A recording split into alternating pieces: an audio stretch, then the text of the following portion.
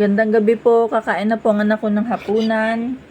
Pustas na malalaki ng isda at 4 eskina na may sabaw. Ang niluto ng asawa ko para sa amin. Damahin mo anak kung merong ano ha.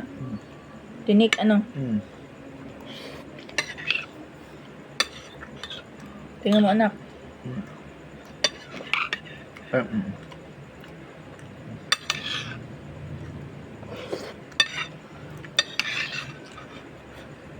Yan anak, tingnan mo.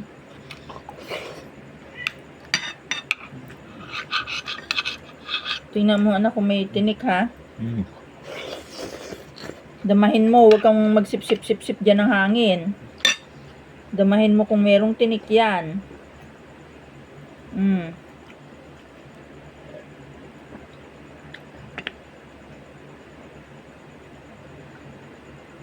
Tingnan mo sa ngipin mo kung may tinik yan.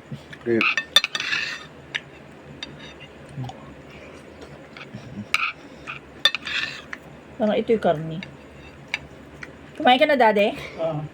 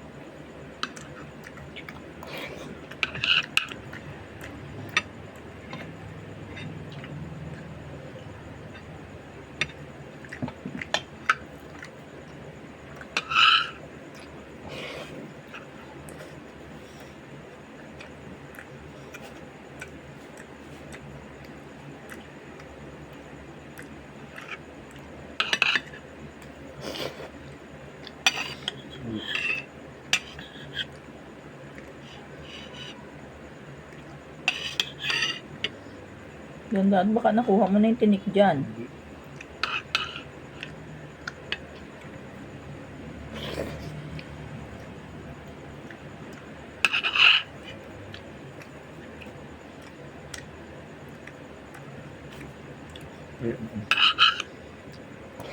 Sarap anak. Tingnan mo kung may tinik anak ha. Ang tinik ay matigas. Iingat ka sa tinik.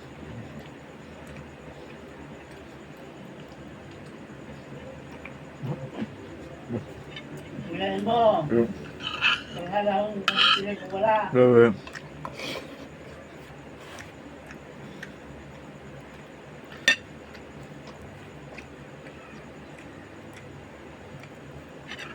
Yung palang panganin, anak ni Kuya Pulay, 30 years old ngayon taong ito. Nusiman.